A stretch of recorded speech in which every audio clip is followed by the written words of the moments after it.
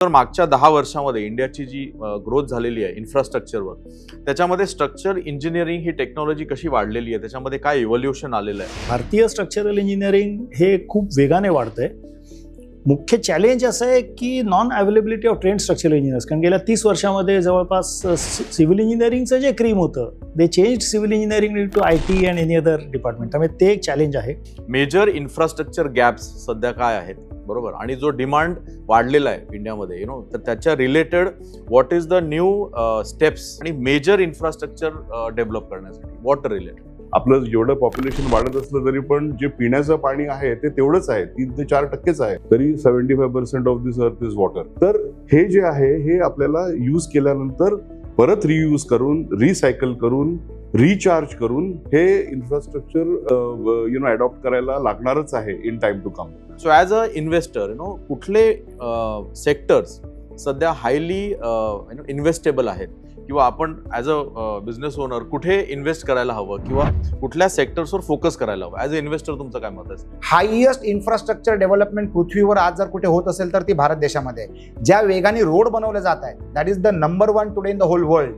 Investing the right entrepreneurs जे social entrepreneurs आहेत. आणि सोशल एंटरप्रेनर कोण असतो? Who is sharp with the mind with a very warm heart. Profit is not the only motive. Purpose is the priority because of which you look at that direction. Digital water management हा एक नवीन विषय आलेला आहे. IoT किंवा real time monitoring किंवा AI forecasting ह्याच्यामध्ये खूप scope आता दिसतोय. तर what is this new thing, म्हणजे हे नवीन काय आहे देश, आणि त्याला जोडून दुसरा डिझास्टर मॅनेजमेंटसाठी काय करू शकतो? हे पहिला जो प्रश्नाचं उत्तर असं आहे की माझ्या मताप्रमाणे फॅन्सी आहे. कारण don't look water as a commodity, look water as a essential thing. माणसाची ती नैसर्गिक गरज आहे. उद्योग यश या युट्यूब चॅनलमध्ये आपल्या सगळ्यांचं स्वागत आहे. आपण प्रत्येक वेळी एका विषयाला घेऊन मराठी उद्योजकांचे जे चॅलेंजेस आहेत त्यांना घेतो आणि एका एक्सपर्टला आपण बोलवतो आणि त्यांच्याकडनं आपण समजून घेत असतो. आज आपल्याकडे 4 एक्सपर्ट्स आहेत. मी प्रत्येकाची ओळख करून देईलच, पण आपण सगळ्यात आधी सुरू करूया चेतन रायकर सरांबरोबर. ते स्ट्रक्चरल इंजिनिअरिंग या फील्डमध्ये आहेत. तर सर, मागच्या 10 वर्षामध्ये इंडियाची जी ग्रोथ झालेली आहे इन्फ्रास्ट्रक्चरवर, त्याच्यामध्ये स्ट्रक्चर इंजिनिअरिंग ही टेक्नॉलॉजी कशी वाढलेली आहे, त्याच्यामध्ये काय इव्होल्युशन आलेलं आहे आणि त्याच्याबद्दल काय फ्युचर आहे ह्याच्यावर थोडंसं एक तुम्ही कमेंट करायला हवं. सर, स्ट्रक्चरल इंजिनिअरिंग हे काल आणि आज सुद्धा इव्हॉल्व्ह होत आहे. कारण खूप चॅलेंजेस वाढत आहेत. म्हणजे इंटरनॅशनल कॉम्पिटिशन हे एक चॅलेंज आहे. त्यामुळे भारतीय स्ट्रक्चरल इंजिनिअरिंग हे खूप वेगाने वाढतं आहे. मुख्य चॅलेंज असं आहे की non availability of trend structural engineers. कारण गेल्या 30 वर्षामध्ये जवळपास सिव्हिल इंजिनिअरिंगचं जे क्रीम होतं they change civil engineering to IT and any other department. त्यामुळे ते एक चॅलेंज आहे. सो त्याच्याकरता इव्होल्युशन होतं आहे. Softwares are increasing by the month. असं म्हणजे दर 6 महिन्यात नवीन सॉफ्टवेअर्स येत आहेत, चांगली सॉफ्टवेअर्स येत आहेत. So that's one level of evolution. दुसरं म्हणजे लार्ज स्पॅन स्ट्रक्चर्सची डिमांड वाढत चालली. Large span bridges, large span industrial structures. So there is kind of a hidden competition also. अरे, तू 125 मीटरचा ब्रिज बनवला काय, मी 150चा बनवला, असं जे चालू आहे. So that also is evolving. Precast आणि प्रिस्ट्रेस्ड स्ट्रक्चर्स ह्याच्यामध्ये इव्होल्युशन चालू आहे. RMC मध्ये high grade concretes, M80, M100 grade concretes are being use. So evolutions are plenty. Okay, पण इंडियाचा जर आपण ग्रोथ बघितली आणि comparative the international growth, for example China or the develop countries, how far we are, म्हणजे आपण किती लांब आहोत त्याच्यापासून आणि कुठपर्यंत आपण पोहोचू शकतो? 30 वर्ष आपण मागे आहोत असं वाटतं. अच्छा. पण पुढच्या 10 वर्षात ती गॅप आपण भरून काढू असंही वाटतं, कॉन्फिडन्स. कारण आपल्याला ऑपॉर्च्युनिटीजच गेल्या 15-20 वर्षात यायला लागल्यात आणि गेल्या 10 वर्षात तर झंझावातच लागला इन्फ्रास्ट्रक्चरचा. तर त्याच्यामुळे ऑपॉर्च्युनिटीज आल्या की आपोआप म्हणजे नीड असली की इव्होल्युशन होतच, ग्रोथ होतेच. तसं आहे. आय थिंक मला वाटतं त्यात महत्वाचा एक इन्फ्रास्ट्रक्चर असतो तो म्हणजे वॉटर इन्फ्रास्ट्रक्चर. आणि त्यासाठी मी सुनील उपलब्ध सरांना दुसरा प्रश्न विचारतोय की मेजर इन्फ्रास्ट्रक्चर गॅप्स सध्या काय आहेत, बरोबर, आणि जो डिमांड वाढलेला आहे इंडियामध्ये तर त्याच्या related what is the new steps your industry is taking ते गॅप भरून काढण्यासाठी आणि मेजर इन्फ्रास्ट्रक्चर डेव्हलप करण्यासाठी वॉटर रिलेटेड? तर भारत सरकारने 5 वर्षापूर्वी एक योजना राबवली होती अंडर जल जीवन मिशन. तर that was the first step towards infrastructure development primarily drinking water हे प्रत्येक घरापर्यंत पोहोचवण्याकरिता. तर ह्या संदर्भात गव्हर्नमेंटने बरेच पैसे बजेट केलेत. जवळजवळ 1,30,000 कोटी 2019 मध्ये बजेट केले होते. त्यातले बरेच वापरले गेलेत. ग्राउंड लेवलपर्यंत बरंच इन्फ्रास्ट्रक्चर उभा राहिला आहे. पण it is not enough steel. त्याला आता फक्त पिण्याचं पाणी हे प्रोव्हाइड करणं इज नॉट आजची गरज. आजची गरज ही पण आहे की आपण जे पाणी यूज करून जे वेस्ट करतो हे परत आपल्याकडे रिसायकल करून कसं वापरता येईल ते. कारण की sum total of water is constant on this earth. आपलं जेवढं पॉप्युलेशन वाढत असलं तरी पण जे पिण्याचं पाणी आहे ते तेवढंच आहे, 3 ते 4% आहे. तरी 75% of this earth is water. तर हे जे आहे हे आपल्याला यूज केल्यानंतर परत रियूज करून, रिसायकल करून, रिचार्ज करून हे इन्फ्रास्ट्रक्चर म्हणजे जे बऱ्याचशा डेव्हलप्ड कंट्रीज फॉर एक्झाम्पल सिंगापूरमध्ये जसं त्यांनी अडॉप्ट केलेलं आहे की तिकडे 30 ते 40% स्युएज ट्रीटेड वॉटर देखील ती लोक पिण्याच्या पाण्याच्या सायकल ह्याच्यामध्ये सिस्टममध्ये हे करतात, मिक्स करतात. तर ही वेळ आपल्याला पण अडॉप्ट करायला लागणारच आहे इन टाइम टू कम. तर ह्याच्याकरता जो इन्फ्रास्ट्रक्चर आहे तो डेव्हलप करणं खूप आवश्यक आहे. प्रायमरीली वेस्ट वॉटर जे आपण इंडस्ट्रीजमधनं किंवा स्युएज ट्रीटेड वॉटर जे आहे हे डायरेक्टली बऱ्याच ठिकाणी तर अजून ती डेव्हलपमेंट झालेली नाहीये. मुंबईत देखील आज पण आपलं स्युएज ट्रीटेड वॉटर आपण समुद्रातच खूप कमी ट्रीटमेंट करून टाकलं जातं. आता प्रोजेक्ट चालू आहेत ज्याच्यामुळे हे होणार आहे. पण हे केल्यानंतर सुद्धा हे sewage treatment plants infrastructure develop केल्यानंतर सुद्धा हे जे पाणी आहे हे इंडस्ट्रीसाठी किंवा कन्स्ट्रक्शनसाठी हे रियूज केलं गेलं पाहिजे. You can't use treated water for. तर हा जो गॅप आहे इन्फ्रास्ट्रक्चरचा तो भरणं खूप आवश्यक आहे. ओके. पण ग्राउंड चॅलेंजेस काय आहेत किंवा how is the policy helping हा सेक्टर ग्रो करण्यासाठी गव्हर्नमेंट पॉलिसीज किंवा ग्राउंड चॅलेंजेस काय आहेत ह्याच्यावर तुम्ही काय सांगू शकता? Ground challenges are implementation of whatever policies that have been made. आता फॉर एक्झाम्पल अर्बन इन्फ्रास्ट्रक्चरमध्ये it is compulsory to do rain water harvesting कुठल्याही बिल्डिंगमध्ये. त्याशिवाय तुम्हाला तुमची ओसी किंवा हे मिळत नाही. So on the ground implementation and ensuring that those norms are met, not on paper but in spirit, so that people get the benefit. आता हे ग्राउंड वॉटर मुंबईत जर बघितलं तुम्ही फक्त तर 2,500 मिलीमीटर आपल्याला रेनफॉल मिळतं दरवर्षी. पण 90% जस्ट समुद्रात ते निघून जातं. तर आपल्याला हे रेन वॉटर हार्वेस्टिंग केल्याशिवाय काही पर्यायच नाही त्याला. इन्फ्रास्ट्रक्चर जे पब्लिक इन्फ्रास्ट्रक्चर आहे ते पण यूज केलं गेलं पाहिजे, खूप एफिशियंटली यूज केलं पाहिजे. मला वाटतं गव्हर्नमेंट इन्फ्रास्ट्रक्चर एवढं आहे त्याच्यामध्ये रेन वॉटर हार्वेस्टिंग कंपल्सरीली केलं पाहिजे. ज्यांनी म्हणजे हे पॉलिसीज हे केले त्यांच्या बिल्डिंग्समध्ये पण ते पहिले दाखवलं गेलं पाहिजे so that it is a example for others to follow. आपले एवढे मोठे ब्रिजेसचे इन्फ्रास्ट्रक्चर आहेत, आपले बाकीचे अजून असे पब्लिक इन्फ्रास्ट्रक्चर आहेत ज्याचे those could be harvesting spaces for water, rain water. Correct. Because we get almost 2,000-2,500 millimetre रेंजच्या पलीकडे. तर हे policy implementation is one of the biggest challenges. आणि त्याकरता गव्हर्नमेंट मशिनरीने कसं एफिशियंटली हे केलं करता येईल तेवढं जास्त फायदा पब्लिकला होईल तो. Great, thank you. सो आपण बिल्डिंग न्यू इन्फ्रास्ट्रक्चर याच्याबद्दल बोलतोय आणि त्याच्यामध्ये 2 सेगमेंट असतात. Once you build the infrastructure म्हणजे आपण बनवतो पण त्याच्यानंतर तो मेंटेन आणि मॅनेज पण करावा लागतो, राईट? तर त्यासाठी मी अवधूत वाघ सरांकडे येतो. You are into water management and resource management. तर मॅनेजमेंट एखादा इन्फ्रा डेव्हलप केल्यानंतर मॅनेज करण्यासाठी काय चॅलेंज येतात? फॉर एक्झाम्पल त्यांनी आता सांगितलं वॉटर आपण इन्फ्रास्ट्रक्चर क्रिएट करू, पण मला वाटतं सगळ्यात मोठा वॉटरचा प्रॉब्लेम अकॉर्डिंग टू मी is leakage management in water, जे आपण एवढं प्रोसेस करून आणतो ऑर एनी काइंड ऑफ कुठल्याही प्रकारचं मॅनेजमेंट करणं एखाद्या रिसोर्सचं. त्याच्याबद्दल तुम्ही अतिशय कळीचा मुद्दा मांडलाय. मुख्य म्हणजे सर्वसाधारणपणे, अर्थात प्रत्येक सेक्टरला थोडासा फरक पडतो, परंतु ज्यावेळी समजा 100 कोटीचा प्रोजेक्ट केला तर तो जर मेंटेन करायचा असेल तर साधारण वर्षाला 1%च खर्च येतो.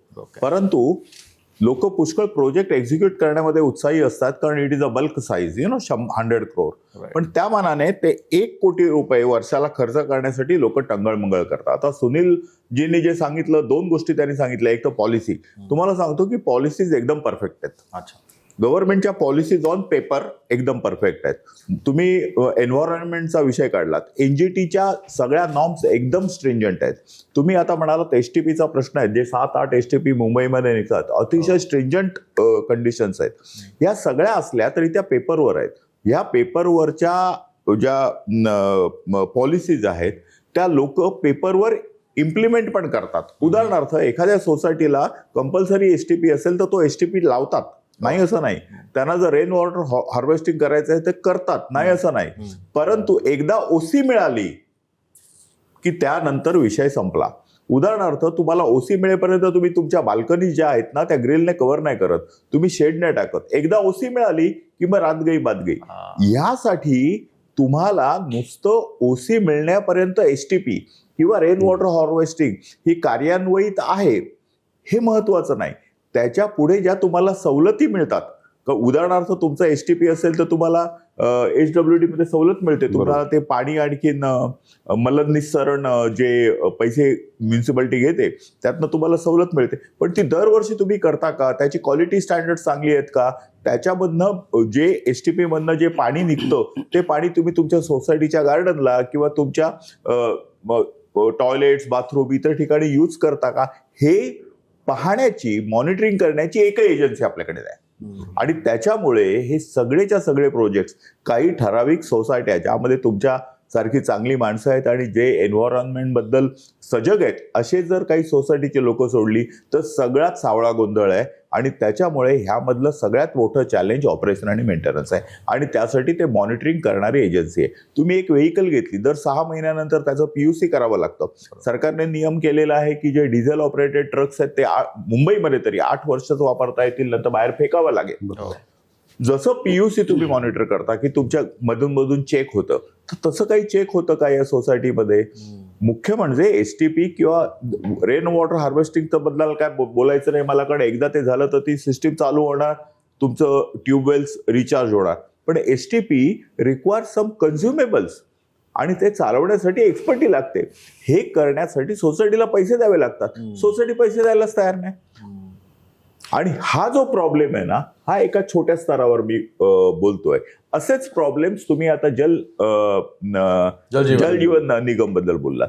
अहो 10 कोटी 20 कोटीचे प्रोजेक्ट येणार. माझ्या गावामध्ये प्रत्येकाला घरामध्ये नळ आला, पाणी आलं, टाकी बांधली, ओव्हरहेड टँक बांधले, खाली मी क्लोरिनेशन प्लांट लावला, फिल्टर लावलं, सगळं केलं. कॉन्ट्रॅक्टरला पैसे मिळाले, कॉन्ट्रॅक्टरने चालू केलं. कदाचित त्या कॉन्ट्रॅक्टरला लिहिलं असेल की 1 वर्ष, 1 वर्षाची सगळ्यांनाच गॅरंटी वॉरंटी असते. 1 वर्ष झाल्यानंतर पुढे काय? त्यामध्ये क्लोरीन कोण घालणार, फिल्टर कोण चेंज करणार, त्याच्यामधला एखादा जर पाईप खराब झाला तर कोण चेंज करणार, नवीन घर जर आलं तर त्या घराला देण्यासाठी जर पाणी लागेल तर यातनं टॅप बरोबर कसा काय काढणार, अशा अनेक गोष्टी आहेत. त्या मेंटेन कोण करणार? तर त्याच्याबद्दल सध्या तरी क्लॅरिटी नाहीये. आणि त्याच्यामुळे मला असं वाटतं की जेवढं इन्फ्रास्ट्रक्चर, म्हणजे वॉटर इन्फ्रास्ट्रक्चर बद्दल मी बोलतोय, वॉटर इन्फ्रास्ट्रक्चर जेवढं महत्वाचं आहे तेवढंच महत्वाचं वॉटर इन्फ्रास्ट्रक्चर डेव्हलप झाल्यानंतर त्याचं ऑपरेट आणि मेंटेन करायचं आहे. साहेब, ताजमहाल बांधणं कठीण नाही, म्हणजे कठीण आहेच, पण त्याहूनही ताजमहाल सांभाळणं आणि त्याचं व्यवस्था, निगराणी करणं, मेंटेन करणं कठीण आहे. मगाशी रायकर साहेब म्हणाले की ब्रिजेस बद्दल, मी तुम्हाला एक उदाहरण सांगतो की ब्रिजेस पण तुम्हाला मेंटेन करावे लागतील. हा वाशीचा जो ब्रिज आहे आपल्याला, म्हणजे मानखूर वरून वाशीला जो गेलाय, तो होऊन आता मला वाटतं 30-35 वर्ष झाली असतील, जास्त वर्ष झाली असतील. परंतु त्या पिलर्सवर जे ब्रिज गर्डर्स टाकले आहेत, ते एकेका गर्डरचं वजन 800 टन आहे. आणि ते ज्या पिलरवर बसले आहेत त्याच्यामध्ये निओप्रीन बेरिंग्स आहेत, म्हणजे रबरची बेरिंग्स आहेत. तुम्ही ज्यांनी सुरुवात केली त्याने ते निओप्रीन बेरिंग्स वगैरे लावले, परंतु नियमानुसार विथिन 1 इयर, म्हणजे 1 वर्षामध्ये तुम्हाला डिस्ट्रेसिंग करावं लागतं. म्हणजे तो संपूर्ण ब्रिज वर करावा लागतो. त्याच्यामध्ये त्या निओप्रीन बेरिंग्स मध्ये जे स्ट्रेसेस आहेत ते रिमूव्ह करावे लागतात आणि परत ठेवावे लागतात. Then it will last for years together or ages together. पण जर इथे कोणी हे केलं नाही, विसरून गेला, तर ते निओप्रीन बेरिंग जर खराब झाले तर तुमचा तो वरचा जो गर्डर आहे तो पिलरला टच होईल. तर हे जे छोटे छोटे मेंटेनन्सच्या गोष्टी आहेत त्या अतिशय महत्वाच्या आहेत. एके ठिकाणी म्हटलेलं एक युद्ध एका खिळ्यामुळे हरलं गेलं. घोड्याच्या नाल्यामध्ये एक खिळा होता, तो खिळा निखळला, त्याच्यामुळे त्याचा नाल निखळली म्हणून तो घोडा लंगडायला लागला म्हणून त्याच्यावरचा जो सरदार होता तो पडला. सरदार पडल्यानंतर इतरांमध्ये घबराट झाली आणि युद्ध हरलं. तर त्याच्यामुळे मेंटेनन्स जरी या संपूर्ण इन्फ्रास्ट्रक्चर मधला एक खेळा जरी असला तरी तो अतिशय महत्वाचा आहे. युद्ध जिंकणं किंवा हरणं हे मेंटेनन्सवर अवलंबून. साहेब, एक मी इकडे ऍड करीन. वाघ साहेबांनी जे मेंटेनन्स आणि याच्या पुढचं जे सांगितलं, तर आता टेक्नॉलॉजी आजकाल खूप रॅम्पंटली अवेलेबल आहे आणि ती इकॉनॉमिकल देखील आहे. जसं इंडस्ट्रीमध्ये आता मॉनिटर करतात की त्यांचं पोल्युशन किती आहे आणि ते रिपोर्ट केलं जातं NGTला किंवा एन्व्हायरमेंटल पोल्युशन कंट्रोल बोर्डला. अशा सिमिलर गोष्टी ह्या STP साठी पण करू शकतात. कारण की आता हे जे नवीन STPs होणार आहेत ह्यांचं ऑनलाईन आपल्याला इनकमिंग सिवेज आणि outgoing water, treated water online ह्याचं हे ऑनलाईन आपल्याला as Analysis. In public domain ह्या गोष्टी असणार आहेत. IoT वापरून वगैरे करू शकतो. Yes, it will be approved. तर एक सिमिलर जर हे ॲट अ सोसायटी लेवल जरी हे केलं through some system where government makes it compulsory की तुम्ही या सिस्टीम लावल्याच पाहिजे आणि ते एका सेंट्रल ह्याला लागले पाहिजे, तर नाही त्या गोष्टी कंट्रोल पडेल. बेसिकली कसं आहे की कुठची पण सिस्टीम आहे ना ती करण्यासाठी इकॉनॉमी हा बेस्ट आहे. जर एखादी गोष्ट परवडत नसेल तर लोक करणार नाहीत आणि तुम्ही त्यांना कंपल्सरी करू शकत नाही. इकडे 500 स्क्वेअर फूटच्या होऊन जास्त जर आपली एके ठिकाणी म्युन्सिपालिटी म्हणते की 500 स्क्वेअर फूट होऊन जर कमी जागा असेल तर आम्ही असेसमेंट टॅक्स घेणार नाही. सर्व फ्री बी चाललेलं आहे. सर्वांना फुकट पाणी पाहिजे, फुकट इलेक्ट्रिसिटी पाहिजे, असेसमेंट फ्री पाहिजे. 25 वर्षानंतर बिल्डिंग कोसळली तरी फुकट रिडेव्हलपमेंट पाहिजे. अशामध्ये मला असं वाटत नाही एक्सेप्ट ह्यूज सोसायट्या ज्या आहेत, रिच पीपलच्या सोसायटी तिकडे होईल, परंतु सर्व कमर्शियल मध्ये सुरू केलं पाहिजे. म्हणजे फक्त ऑर्गनाइज सेक्टरला, म्हणजे प्रत्येक ठिकाणी तुम्ही फक्त ऑर्गनाइज सेक्टरला पकडणार, म्हणजे जे लॉ अबाइडिंग आहेत त्यांनाच पकडणार. परंतु जे लॉ अबाइडिंग आहे त्यांचं कॉन्ट्रीब्युशन 10% आहे. जे लॉ अबाइडिंग नाही आहेत अनऑर्गनाइज त्यांचं कॉन्ट्रीब्युशन 90% आहे. म्हणजे तुम्ही 10% शहर स्वच्छ करणार आणि 90% अस्वच्छ करणार, मग ते 10%चा उपयोग काय? तर तसं नाही. मला असं म्हणायचं आहे की ज्याप्रमाणे स्ट्रक्चरल ऑडिट होतं नियमानुसार तुमच्या सोसायटीमधलं, तुमच्या कुठच्या पण सोसायटीमध्ये ज्याप्रमाणे ऑडिट होतं अकाउंटचं होतं की नाही, तिकडे चार्टर्ड अकाउंटंट सही करतात ना, तसे तुम्ही चार्टर्ड इंजिनियर्स आहेत ना, ते चार्टर्ड इंजिनियर्स तुम्ही तयार करा, त्यांना स्पेशालिटी ट्रेनिंग द्या आणि let them go and check once in a year, doesn't matter, let them charge 1000 rupees and let them take a portable equipment to measure the BOD, COD, त्याच्यामधला जो nitrogen आहे तो. मग त्याच्यासाठी ह्या सगळ्या गोष्टी ऑनलाईन बिनलाईन करायची गरज नाही, बिकॉज इट्स व्हेरी कॉस्टली. पण मी असं म्हणतो वर्षातनं एकदा जाऊन त्या STPचं जे हे चालू आहे की नाही ते बघायला, काय त्याने ऍट रॅन्डम जायचं, चेक करायचं, जो रिझल्ट आहे तो टेम्पर प्रूफ असला पाहिजे आणि तो त्यांनी डायरेक्टली त्या साईटला हे करायचं. किंबहुना अशी इक्विपमेंट आपण तयार केली पाहिजे की जी टेम्पर प्रूफ आहेत आणि त्यातनं घेतलेलं सॅम्पल हे डायरेक्टली ऑनलाईन गव्हर्नमेंट द्यायला जाईल, म्हणजे कोणाला काही करता येणार नाही. मला वाटतं ही सगळ्यात स्वस्त आणि मस्त होईल. परंतु आपण जे ऑनलाईन वगैरे आहे ते ह्यूज सेक्शनला ठीक आहे, परंतु ज्या छोट्या सोसायटी आहेत त्या सोसायट्यांमध्ये एवढं इन्स्ट्रुमेंटेशन करणं प्लस त्याचा परत मेंटेनन्स आलाच की. सर, आपण जो मुद्दा मेंटेनन्सचा म्हणताय, माझं एक ह्याच्यामध्ये थॉट प्रोसेस आहे की 2000 रुपयाचं आपण एखादं किचन इक्विपमेंट घेतलं तरी त्याला सुद्धा मेंटेनन्स मॅन्युअल येतो. 2 कोटीचा फ्लॅट घेतो त्याला मेंटेनन्स मॅन्युअल का नाही येत? तर ते जर मेंटेनन्स मॅन्युअल सोसायटीला देणं हे जर कंपल्सरी केलं तर I think lot of problems will be solved. आणि हे करणं कठीण नाही, अतिशय सोपं आहे. लोकशाहीमध्ये काही कंपल्सरी करता येत नाही, पहिली गोष्ट ठेवा. काही कंपल्सरी नाही. स्ट्रक्चरल ऑडिट कंपल्सरी आहे ना सर? वोटिंग कंपल्सरी करू शकत नाही, टॅक्स भरण्याची प्रायमरी रिक्वायरमेंट आपण करत नाही, त्यामुळे कंपल्सरी काही होत नाही. जसं स्ट्रक्चरल ऑडिट आहे ना तसं प्रत्येक गोष्टीचं एक मेंटेनन्स मॅन्युअल सोसायटीला दिलं तर इट विल हॅपन. सर, तुम्हाला आठवलं का काही वर्षापूर्वी मला असं आठवतं की समवेअर इन 91-92 त्याच्या आधी एनर्जी ऑडिट कंपल्सरी नव्हतं.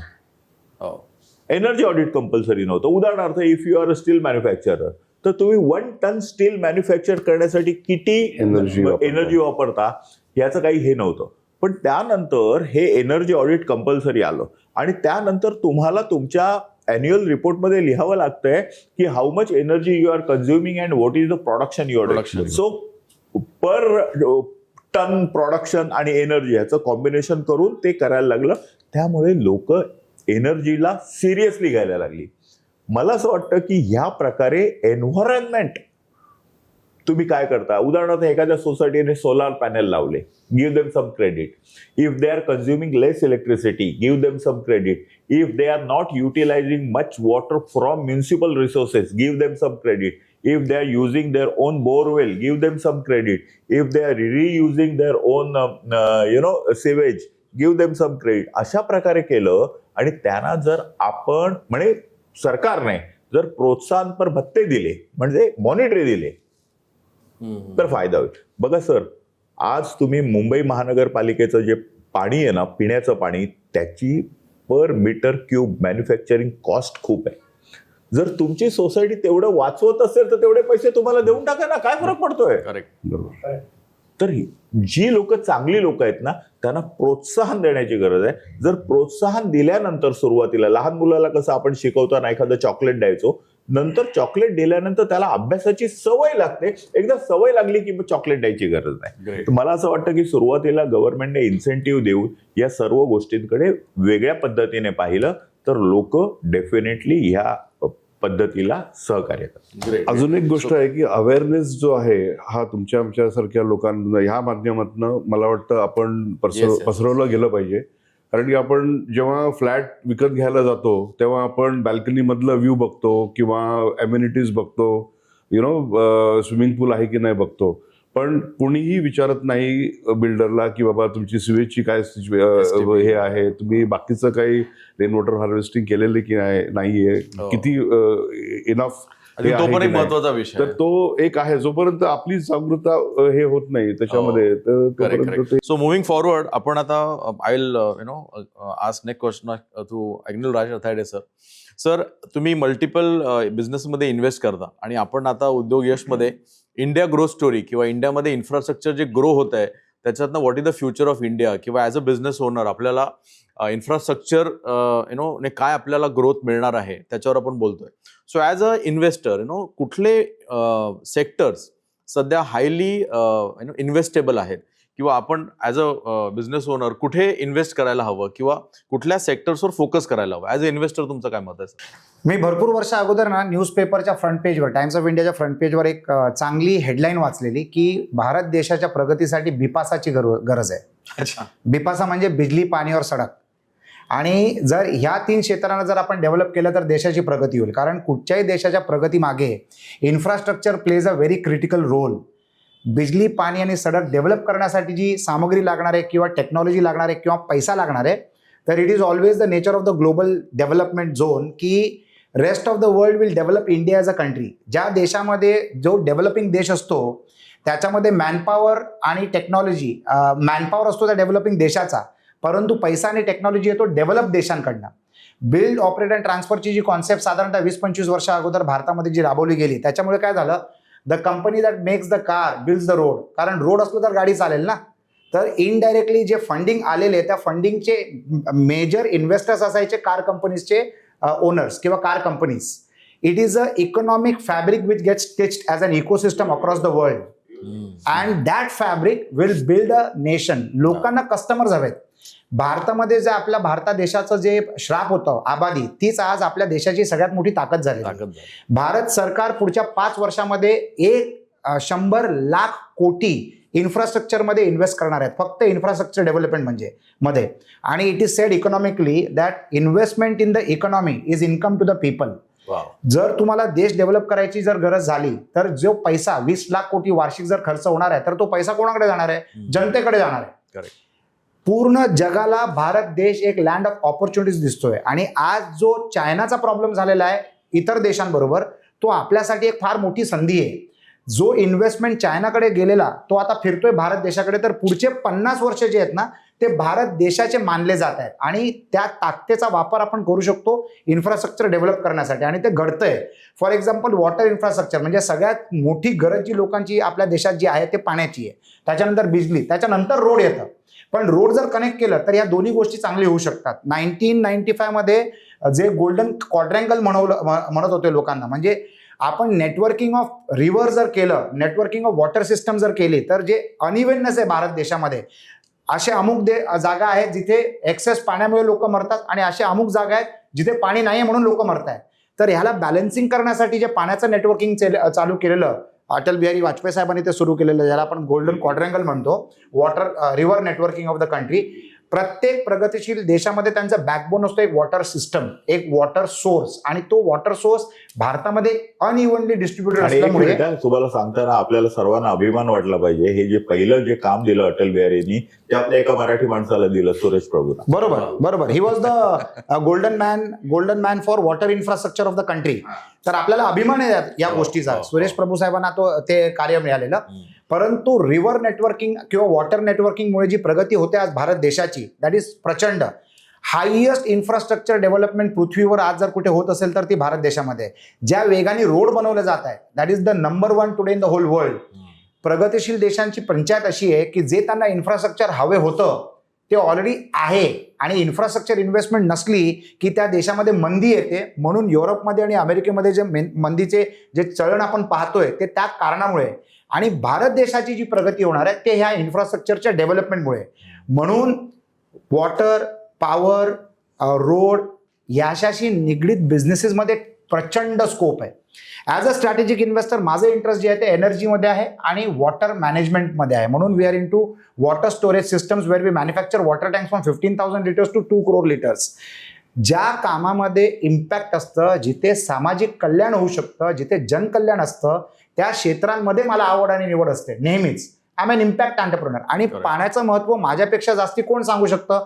माझं बालपण, अनेक लोकांचं असेल कदाचित, पण माझं बालपण अशा घरामध्ये निघालं जिथे 18 वर्ष माझ्या घरामध्ये नळ नव्हता, आणि एका नळावर 16 कुटुंब पाणी भरायचं, आणि जे आपण भांडणं पिक्चरमध्ये पाहतो ते मी जगलोय. एका नळामध्ये जर 16 लोक, 16 गुणिले मिनिमम 5, 7-8 होते पण मिनिमम 5, तर एवढ्या लोकांचं पाणी एका नळात यायचं, म्हणजे तुम्ही समस्या पहा. तर life is all about connecting the dot backwards, जसं हा स्टीव्ह जॉब्स म्हणतो, but I add to that and also to the dots connecting forwards. तर life takes you to situations where you automatically become a part of the ecosystem of infrastructure development. तर power आणि water हे 2 माझे क्षेत्र आवडीचे आहेत, आणि त्याच्यामध्ये आता सुनील उपलब्ध आहेत ते वॉटर टँक मॅन्युफॅक्चरिंग बिझनेसमध्ये, तर वी आर वर्किंग टुगेदर. त्याच प्रकारे आता आम्ही एनर्जीच्या सेक्टरमध्ये येतोय, कारण पॉवर कन्झम्पशन आणि पॉवर रिक्वायरमेंट ही देशाची भरमसाठ गरज आहे. तर this are the areas in which we are backing आणि इन्व्हेस्टिंग द राईट एंटरप्रेन्योर्स, जे सोशल एंटरप्रेन्योर्स आहेत. आणि सोशल एंटरप्रेन्योर कोण असतो? Who is sharp with the mind, with a very warm heart. Profit is not the only motive. Purpose is the priority because of which you look at that direction. आणि मला असं वाटतं की अवधूत वाघ साहेब असतील किंवा चेतन रायकर साहेब असतील, these are the people, Sunil उपलब्ध साहेब असतील, these are the people who are building the nation. तर माझं लोकांना असा आग्रह आहे की अशा लोकांबरोबर जुडावं इन व्हेरियस फॉर्म्स, आणि हातभार लावून देशाच्या प्रगतीमध्ये वेग आणावा. 20 लाख कोटीचं इन्व्हेस्टमेंट होणार आहेत दरवर्षी, आणि हे जनकल्याणचे मिशन्स आहेत, त्याच्यामध्ये आपण सर्वांनी सहभागी व्हावं. And in that I am looking at people like mister Chetan Raikar, like mister Sunil Upalabdh, like Avdhoot Wagh साहेब, where I can join with them as a team member and increase the speed of development. याच्यामध्ये मला फक्त एक म्हणजे रायकर साहेबांचं स्ट्रक्चरल आणि तुमचं टँक कन्स्ट्रक्शन यामध्ये एक फक्त जोडावंसं वाटतं की जिकडे थिक पॉप्युलेशन आहे, मुंबई, पुणे वगैरे, तर तिकडे ओव्हरहेड टँक्सपेक्षा अंडरग्राऊंड टँक्स हे अधिक वैशिष्ट्यपूर्ण ठरतील, यासाठी की जागा जात नाही. तुम्ही अंडरग्राऊंड टँक एकदा बनवलेत की त्याच्यावर गार्डन तयार करता येतं. मुंबईमध्ये अशा अनेक गोष्टी आहेत, म्हणजे अगदी बी वॉर्डमध्ये, सी वॉर्डमध्ये हँगिंग गार्डन सगळ्यात मोठं हे आहे.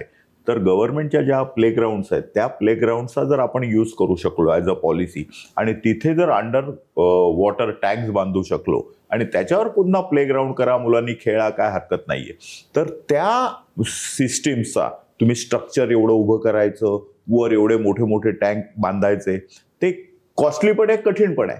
त्यापेक्षा हे अधिक फायदेशीर पडतं असं मला वाटतं. मला अजून एक गोष्ट जोडायची आहे याच्यामध्ये, लोकांना कदाचित कल्पना नसावी की आज the biggest water guzzler are data centres.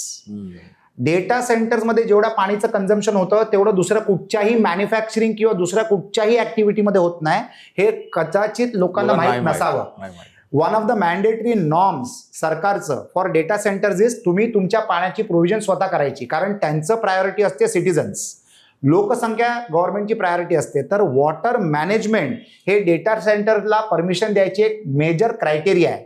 आणि प्रत्येक डेटा सेंटरमध्ये वाघसाहेब सांगायला आवडेल की प्रत्येक डेटा सेंटर पाण्याचं प्रोव्हिजन जे आहे ना ते त्यांच्या स्ट्रक्चर इन्फ्रास्ट्रक्चरच्या खाली करतं. कारण जमीन is a very expensive resource आणि त्या जमिनीच्या खाली जर तुम्ही पाण्याचं प्रोव्हिजन ठेवलं आणि this water is not only water storage but the whole ecosystem of the travel of that water, recycling of that water. कारण डेटा सेंटरसाठी सगळ्यात नंबर 1 खर्च असतं वॉटर आणि सेकंड आहे पॉवर. लोकांना कदाचित हे माहीत नसेल, जे आपण हे पॉडकास्ट पाहतोय, जे आपण टेक्नॉलॉजी यूज करतोय, जे आपण मोबाईलमध्ये इंटरनेटचा वापर करतोय, या सगळ्यांचं बॅक ऑफिस मेंटेनन्स जे असतं ना ते डेटा सेंटर करतं. आणि या डेटा सेंटरमध्ये पॉवर आणि वॉटरचं एवढं कन्झम्पशन आहे, तुम्ही सांगितल्याप्रमाणे ते पाणी जमिनी खाली असतं आणि the latest STP management system, water purification, water recycling, water managing efficiently जर कुठच्या क्षेत्रामध्ये आज होत असेल तर दॅट इज डेटा सेंटर्स.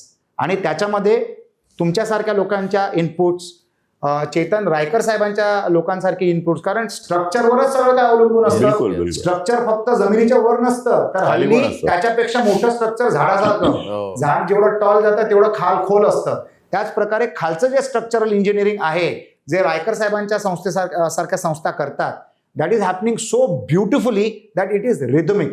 आणि सरकार हळूहळू म्हणजे डिसेंट्रलायझेशन करते. लोक काय करू शकतात आणि उद्योजक काय करू शकतो याचे नियम मांडले जात आहेत. तर डेटा सेंटर लावणाऱ्या प्रत्येक कंपनीला स्वतःचं पॉवर अरेंज करावं लागतं, स्वतःचं पाणी अरेंज करावं लागतं आणि त्याच्यामुळे एन्व्हायरमेंटल फ्रेंडली डिसिजन्स घेतले जातात, ज्याचा फायदा फक्त त्या डेटा सेंटरला नसतो तर आजूबाजूच्या एन्व्हायरमेंटलला सुद्धा होतं. भारत देशाची आबादी 18% आहे जगाच्या पॉप्युलेशनमध्ये आणि भारत देशाकडे फक्त 4% वॉटर रिसोर्सेस आहेत. तर 4%च्या फ्रेश वॉटर रिसोर्सेसमध्ये एवढी लोकसंख्या हँडल करणं, 140 कोटींना हँडल करण्यासाठी जर आपण मॅनेजमेंट स्ट्रॅटेजीज फक्त चर्चा न करता इम्प्लिमेंट नाही केलं तर the next war is going to be water. कारण दॅट इज लिक्विड गोल्ड. आणि ते आपण 2 राज्यामध्ये पाहतोय. मला त्या राज्यांचं नाव नाही घ्यायचंय, पण हिस्टॉरिकली मागच्या 40-45 वर्षापासून ते 2 राज्य भांडतायत फॉर पाणी. आता हे 2 राज्य देशातली आता अनेक देश भांडायला सुरू करतील पाण्यासाठी. तर it is not the question of the cost of the resource, it is the question of maintaining the resource. कारण रिसोर्सच नसलं तर तुम्ही पैशाने विकत तरी काय घेणार. ग्रेट.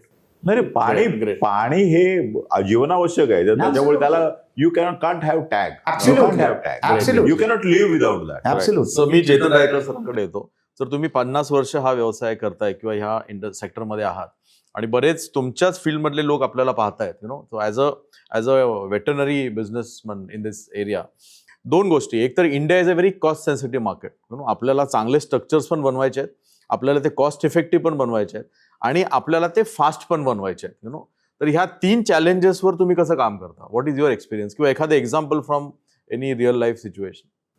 3 गोष्टी म्हणजे आता राजेश सरांनी जे सांगितलं की डेटा सेंटर्स, म्हणजे आम्ही आज 8 ते 10 डेटा सेंटर्समध्ये आहोत आणि ही पिनपॉइंटेडली पॉइंटेड आउट की डेटा सेंटरचे चॅलेंजेस काय आहेत. तर कॉस्टच्या बाबतीत जेव्हा आपण बोलतो तेव्हा we cater to the necessities of life, म्हणजे अन्न वस्त्र निवारापैकी निवारा आम्ही केटर करतो. त्यामुळे वी आर कॉस्ट सेन्सिटिव्ह. नंतर तुम्ही इटालियन मार्बल घरात लावाल त्याची किंमत कोणी विचारायला जात नाही, पण कन्स्ट्रक्शन कॉस्ट किती आली बाबा ती कमी झालीच पाहिजे, असं जे एक थॉट प्रोसेस आहे. So we are always competing with cost and time also.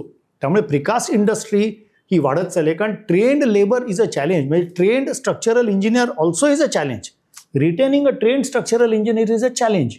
So trained man power नाही, त्यामुळे automation is a necessity. It has become a necessity. त्यामुळे प्रिकास्ट इंडस्ट्री ही वाढीत चालली. प्रिस्ट्रेस इंडस्ट्री मी मगाशी म्हणालो तसं वाढीत चाललंय. कॉस्ट कमी करण्यासाठी इनोव्हेटिव्ह मटेरियल्स याचा वापर अतिशय म्हणजे नेसेसिटीच झालेला आहे. पण त्यात सुद्धा त्याची फायर रेजिस्टन्स बघायला लागतो. मी आता परवा हाँगकाँगमध्ये जी दुर्गती झाली तशी are we waiting for that to happen in the high rises that we are constructing in Mumbai today? म्हणजे आर वी इक्विप्ड? मगाशी सर आपण मेंटेनन्सवरती बोललास, तर फायर फायटिंग इक्विपमेंटचा मेंटेनन्स होतो का? कोण चेक करतं? सो हे जे आपण कॉस्ट सेन्सिटिव्ह म्हणताय, it's a ever growing challenge to civil engineering and structural engineering profession हा आहेच आम्हाला. आणि नॉन अवेलेबिलिटी ऑफ मॅनपॉवर हा आहे. Innovative materials without doing extensive testing वापरलं जातं. वापरल्यानंतर पुढे काय, म्हणजे ते मटेरियल 10 वर्ष चालणार असेल आणि बिल्डिंग 100 वर्ष चालणार असेल, तर 10 वर्षांनी ते रिप्लेस कसं करता येईल तुम्हाला? So is a challenge. मग जसं मी नेहमी म्हणतो की आपलं शरीर मरतं म्हणजे काय, शरीरातले बरेचसे ऑर्गन तेव्हा नीट चालू शकत असतात. अजून 20 वर्ष 30 वर्ष एक ऑर्गन बंद होतं. तसं स्ट्रक्चर सुद्धा अख्खं स्ट्रक्चर एकाच वेळेला बाद होऊ शकतं का? अशा टाईपची जे टेक्नॉलॉजी केली तर इट विल बिकम सस्टेनेबल. अजून एक सर मला मुद्दा सांगावासा वाटतो की चांगला मुद्दा मांडला तुम्ही.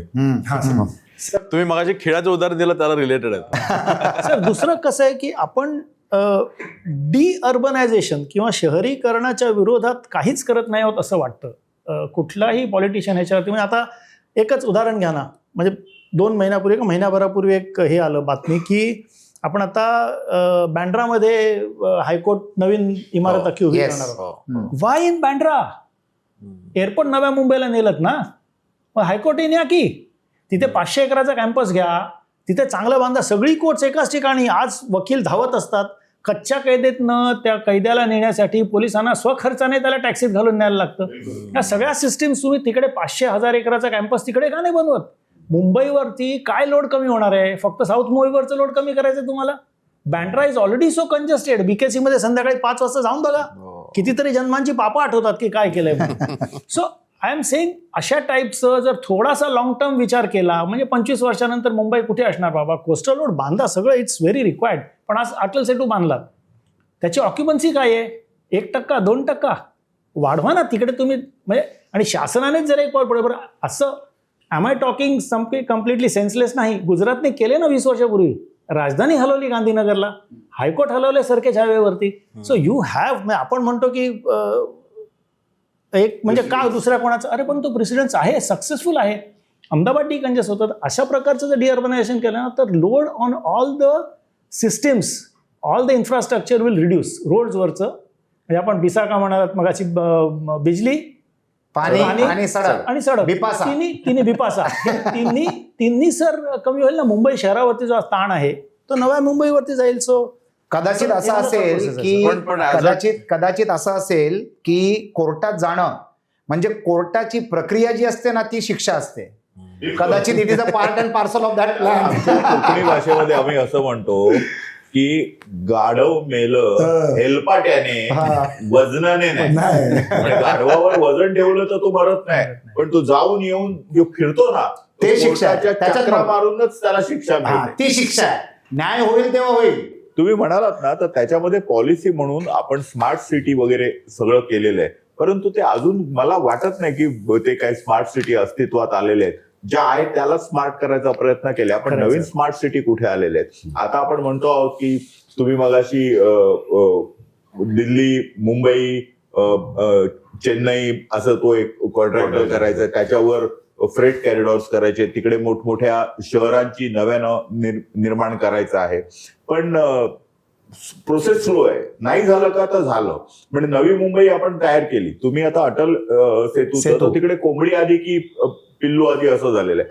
आता बघा, अटल सेतू झाल्यामुळे होणार काय की उरण पासून तो संपूर्ण अलिबाग पर्यंतचा बेल्ट आहे ना, हा निवासी होणार आहे. कोरोना नंतरच आपल्याला आता जगाच्या 2 तुकड्यात विभागणी करावी लागेल. आपण पूर्वी कसं म्हणायचो, प्री इंडिपेंडन्स आणि पोस्ट इंडिपेंडन्स. आता प्री कोरोना आणि पोस्ट कोरोना. आता लोक घरामध्ये बसून पण काम करतात आहेत. पूर्वी रायकरजी एक कन्सेप्ट होता की माझं ऑफिस फोर्टला पाहिजे. फोर्ट मुंबई 4.0.1, मग मला प्रेस्टीज. आता बदलापूर पण चालतं आणि अमरनाथ पण चालतं, ठाणा पण चालतं. तो कन्सेप्ट चेंज झालेला आहे. आणि मला असं वाटतं की कमीत कमी मुंबई जर पाहिली, आपण महाराष्ट्राचा विचार केला तर MMRD मध्ये आता अगदी तुम्हाला सांगतो की पालघर मोठ्या प्रमाणामध्ये येणार आहे. त्या बंदरामुळे खूप मोठ्या प्रमाणामध्ये वाढवणमुळे होणार आहे.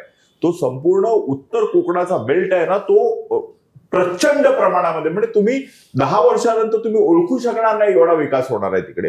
आज जर तुम्ही बघितलं तर उळव्याला जाऊन पहा, उळवा आपल्याला ओळखू येत नाही एवढा उळवा चेंज झालेला आहे. बरोबर. तर हे जे डेव्हलपमेंट आहे ते हळूहळू होणार आहे. प्रयत्न आहेत, प्रयत्न नाही आहेत का तर नाही आहेत. आपण स्टील मार्केट शिफ्ट केलं, फळ मार्केट शिफ्ट केलं, दाणा बाजार शिफ्ट केला, हे सगळं नवी मुंबईला घेतलं, त्याच्यामुळे लोड कमी झाला. पण जिकडे आपण लोड कमी करतो ना त्याच्या डबल आतमध्ये येतो. त्याच्यामुळे तुम्ही कमवता आहात. Definitely you are earning something for the society, but you are spending double than what you are earning. That is a problem. दुसरी गोष्ट असं आहे ना की बरेच लोक आहे ना परिस्थितीप्रमाणे स्वतःला ढाळून घेतात. फॉर एक्झाम्पल परिस्थितीप्रमाणे, वेळेप्रमाणे. आता 5 वर्ष अगोदर मी भारतभरात आणि जगभरात फिरत होतो रिअल एस्टेट डेव्हलप करता करता. आता नियम चेंज झाले. काय नियम केले मी जिथे राहतो त्याच्या 5 किलोमीटरच्या आत डेव्हलपमेंट करायचं. अगोदर मला मोठे कॉम्प्लेक्स बांधायचे होते, आता मला एकच बिल्डिंग बांधायची ज्याची आता मला व्हॉल्यूम मध्ये नाही इंटरेस्ट आहे, व्हॅल्यू मध्ये इंटरेस्ट आहे. 20% लोकसंख्या शहरांमध्ये they have realigned their live in such a way जिथे त्यांना प्रवासापासून लांब राहायचंय. ऑटोमॅटिकली लोक स्वतःच्या जीवनाला बदलतात, कारण ते बाहेरची परिस्थिती त्यांच्या हातात नसते. तर त्यांची परिस्थिती ते कसे रिअलाइन करू शकतात त्याच्यावर त्या लोकांनी विचार केलेला आहे आणि तेच करावं लागतं. आणि ज्या शहरामध्ये किचाट गर्दी असते ना त्याच शहरांमध्ये सर्वात जास्ती ऑपॉर्च्युनिटीज असतात. ज्या शहरामध्ये ट्रॅफिक जाम नसतो ना त्या शहराशी मला भीती वाटते. म्हणजे टुरिझम म्हणून ठीक आहे, परंतु गर्दी नाही म्हणजे तिकडे ऑपॉर्च्युनिटीज नाही आहेत. म्हणून गर्दीशील मुंबई ह्याचा फ्लेवरच वेगळा आहे. म्हणजे आणि जेवढा गोंधळ तेवढी मजा. आता या गोंधळाला कसं हाताळायचं ते आपल्या मनावर आहे. ट्रॅफिक जॅम म्हणजे कधी कधी इकडनं एअरपोर्टला पोहोचायला 2 तास लागतात, पण कॅन आय टेल यू माझ्या 24 तासातल्या सगळ्यात सुरेख सुखी ते 2 तास असतात. प्रोडक्टिव्ह. मी गाडीत असतो, मी प्रोडक्टिव्ह असतो, मी एक नॅप घेतो, मी कॉल करतो, मी ईमेलला रिप्लाय करतो. म्हणजे when you can't change the situation around you, change the way you are living and change the way you are thinking. क्या बात आहे, क्या बात आहे. वेन आता तो इंग्लिश एक डायलॉग आहे तो मारू नाही शकत कारण I got the point. when dash is unavoidable, sit back and enjoy. जो डॅश आहे ते लोकांना माहिती आहे मी काय म्हणायचं ते मला.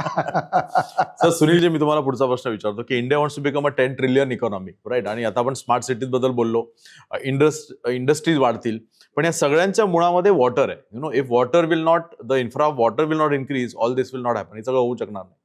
तर ग्रोथ ऑपॉर्च्युनिटी काय आहे आणि हाव इंडिया हे वॉटरचं इन्फ्रास्ट्रक्चर कसं डेव्हलप करणार आहे to become a 10 trillion economy? So if you see, आता ज्या सिच्युएशन वरती आपण आता आहोत, ह्या ज्या कंडिशन मध्ये आहोत आपण सध्याच्या परिस्थितीत इन्फ्रास्ट्रक्चर डेव्हलपमेंटच्या, जसं रजत साहेबांनी सांगितलं की येत्या पुढच्या 10 वर्षात there is the maximum scope of development पुढे. तर पाणी हे बेसिक असल्यामुळे it is a basis to life. तर ह्याचं इन्फ्रास्ट्रक्चर हे ग्रो होणं इज इनएव्हिटेबल. आमच्या इंडस्ट्रीमध्ये जे आम्ही एक जनरल स्टडी केले होते ते जर फायनान्शियल टर्म्समध्ये जर सांगायचं झालं तर स्टोरेज इन्फ्रास्ट्रक्चरचे जे मार्केट आहे in terms of value is more than 15,000 crores in the next 5 years.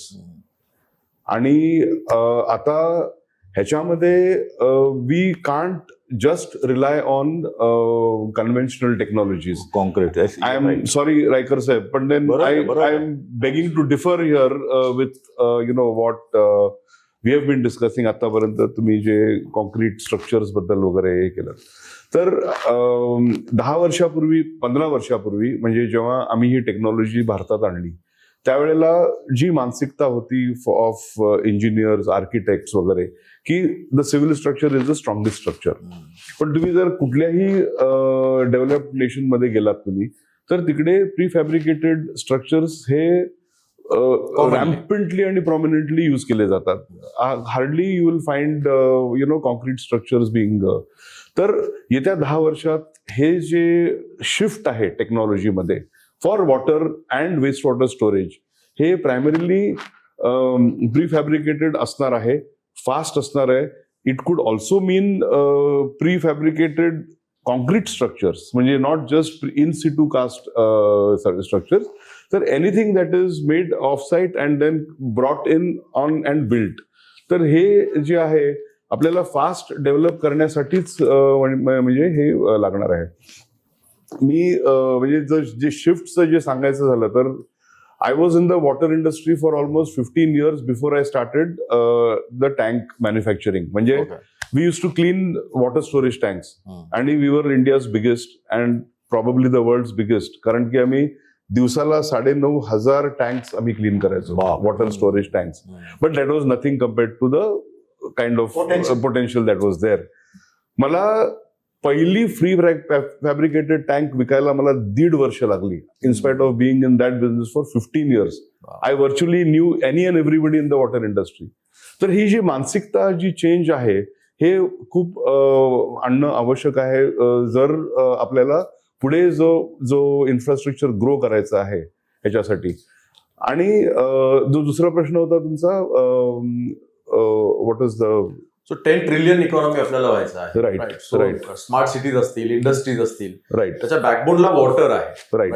So what is the future of water? So जसं वाघ साहेबांनी जे इंडिकेट केलं की अंडरग्राऊंड आपल्याला गेलं पाहिजे, तर फॉर अ स्मार्ट सिटी और for cities like Mumbai, Bangalore वगैरे, जी आता म्हणजे कन्सिडर करतोय आपण, वेस्ट वॉटर ट्रीटमेंट प्लांट जर आपण बघितलं ना, तर एक कुठल्याही रेसिडेन्शियल किंवा कमर्शियल किंवा अशा इन्फ्रास्ट्रक्चरच्या शेजारी सिवेज ट्रीटमेंट प्लांट असणं खूप म्हणजे it is a disliked phenomenal. कारण की वाय, म्हणजे एक इंग्लिशमध्ये एक हे आहे की निम्बी म्हणून, नॉट इन माय बॅकयार्ड.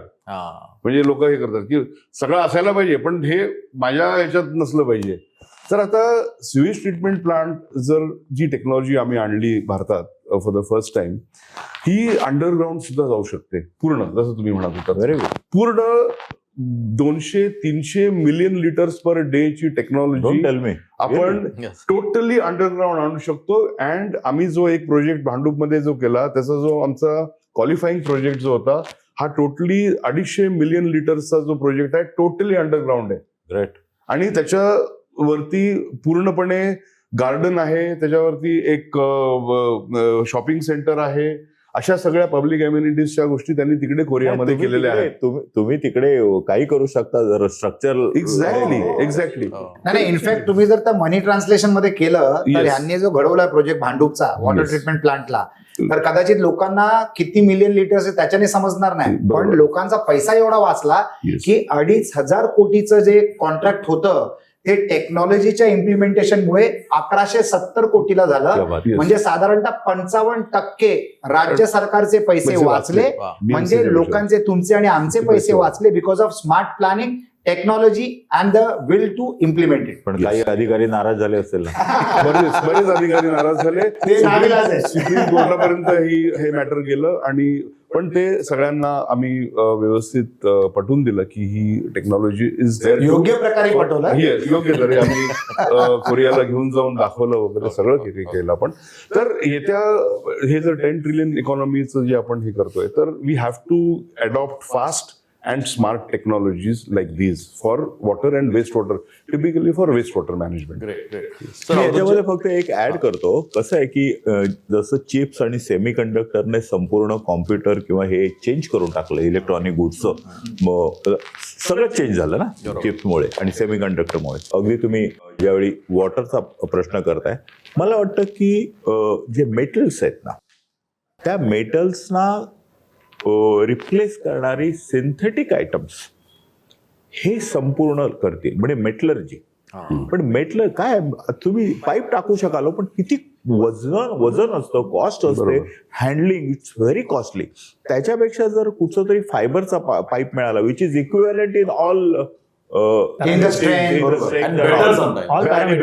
जर हलका असेल ना, तो थोडासा कॉस्टली असला तर काय फरक पडत नाही, हलका असेल ना तर मला वाटतं that is going to change the whole this thing. आता तुम्ही मगाशी म्हणालात की रिव्हर कनेक्टिव्हिटी, कारण आपल्याकडे पाऊस वरून येतो, ते पाणी मिळतं आणि नदीचं पाणी मिळतं हिमालय वितळून, बाकी कुठून मिळणार आहे? तलावामध्ये जे पाणी येतं ते इकडून तिकडून येतं, त्यामुळे ते पण वरून येतं. समुद्रातलं पाणी खारं पाणी गोडं करणं म्हणे, मला वाटतं की ते काय सध्या तरी काय गरज वाटत नाही मला, जर आपलं जर नीट मॅनेजमेंट असेल तर. पण हे सगळं करायला ना साहेब, एक गंगेतलं पाणी नर्मदेमध्ये टाकणं काय फार कठीण नाहीये. आपण तिकडे व्हर्टिकल टर्बाईन पंप्स टाकू शकतो, परंतु ते पाणी एकदा उपसलं, लिफ्ट केलं की ते थ्रो करण्यासाठी किंवा कंड्युक्ट करण्यासाठी जे पाईपलाईन्स लागतात त्या कॉस्टली पडतात. मग जर तुम्ही ओपन चॅनेल मध्ये टाकलं तर लिकेज होतो. बरोबर. जमीन अधिग्रहण हा एक प्रॉब्लेम येतो, कारण you have to purchase the land, तिथे मोठा प्रॉब्लेम येतो. तिसरं म्हणजे चोरी होते. म्हणजे त्या चॅलेंजमध्ये लोक पंप टाकतात आणि उचलून नेतात. हे सरळ सरळ होतं. हे जर अवॉइड करायचं असेल तर आपल्याला जर पाईप्स टाकायचे असतील जमिनी खालून, मग जमीन अधिग्रहणाचा प्रश्न येत नाही. राईट. कारण you are only utilising right to walk, तिकडे आम्ही म्हणतो आमच्या ह्याच्यामध्ये, म्हणजे चालण्यासाठी रस्ता. तर ते जर केलं ना तर मला वाटतं येणाऱ्या भविष्य काळामध्ये स्ट्रक्चरल, तुम्ही इंजिनियर आहात तर स्ट्रक्चरल इंजिनिअरिंग मध्ये सुद्धा आता जी वेगवेगळी तुम्ही मटेरियल वापरता, पूर्वी स्टील वापरायचे ते आता चेंज होत झालं, अनेक ठिकाणी वापरतात. तसं जर काहीतरी आलं ना तर it will be changes Revolution. Already आलेले आहेत. त्याहून चांगलं आलं पाहिजे. Smart pipe only PVC pipe, वेगळ्या मटेरियलचे पाईप्स आहेत, पण pipes have also become smart. आणि लोखंड जसं तुम्ही म्हणालात ना, it is a resource. That resource has to be used in a priority use for something else, जिथे लोखंडाशिवाय काही चालत नाही. परफेक्ट. नाहीतर एका जागी आपण लोखंड सगळीकडे वापरत होतो. It was misuse of natural resource. Exactly. पण तुम्ही म्हणालात तशा प्रकारे आता पद्धत चालू झालेली, म्हणजे he will be able to throw better light, but lots of materials which are man created. एक नेचर क्रिएटेड आहेत, मॅन क्रिएटेड आहेत. मॅन क्रिएटेड मटेरियलचा वापर होतो अशा ठिकाणी जिथे आपण नॅचरल मटेरियलचा वापर प्रायोरिटी लोकेशन. अगदी खरं आहे तुमचं. पूर्वी आपल्या घरामध्ये सुद्धा जीआय पाईप असायचे ना. येस बरोबर. Yes toilets Yes.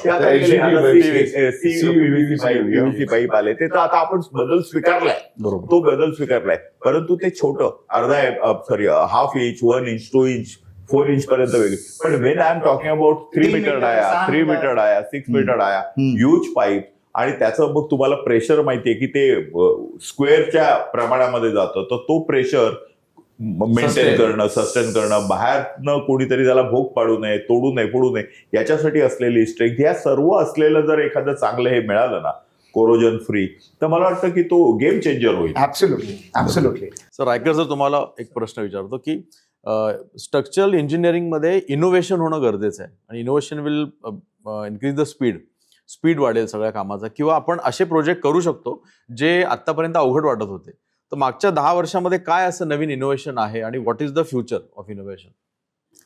सर, आत्ता सर म्हणाले की प्रिकास्ट, पहिलं प्रिकास्ट आमच्या कंपनीने 53 वर्षापूर्वी बनवलंय. हो. आणि म्हाडाकरता प्रिकास्ट हाऊसिंग कॉलनी बनवली, जी आजही दिमाखात परळला उभी आहे. लक्ष्मी कॉटेज म्हणून, रेल्वेचं जे फुटबॉल ग्राउंड आहे त्याच्यानंतर लगेच आपण main bang on main road, अजूनही दिमाखात. हा, बोर्डाची. सो ती 73 साली बांधली, म्हणजे किती 52 वर्ष झाली आज. We were the consultant to it. मग आज प्रिकास्ट इंडस्ट्री, त्याच्या आधी 10 वर्ष प्रिकास्ट इंडस्ट्री भारतात होती, म्हणजे 60 वर्ष जर आज भारतात प्रिकास्ट इंडस्ट्री आहे, तर ती एवढी वाढली का नाही? कारण clients do not want to pay for quality. हा मुख्य मुद्दा आहे.